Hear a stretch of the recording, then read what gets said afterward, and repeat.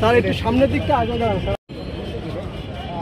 ধন্যবাদ। অসুবিধা নেই। আমরা 2:30টায় আমাদের লাউঞ্জে বসবো এবং 12 বছর পরে আমরা বিশ্বজিৎকে আজকে স্মরণ করতে পারছি।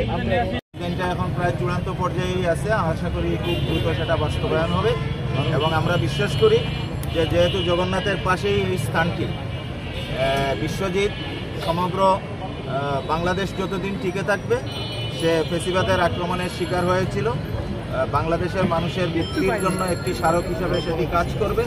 একজন দিনমজুর যে তার বাঁচার জন্য আকুতি জানিয়েছিল, জালিমরা তাকে বাঁচতে দেয়নি।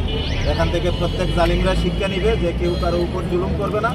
বিশ্বজিৎ হবে একজন নিরীহ মানুষের প্রতিকৃতি। আমরা তাকে ধারণ করব এবং তাকে ধারণ করে আমরা একটি আমাদের সুখী এবং সমৃদ্ধ যে বাংলাদেশ, স্বনির্ভর বাংলাদেশ গড়ার আমরা প্রত্যাশা ব্যক্ত করি।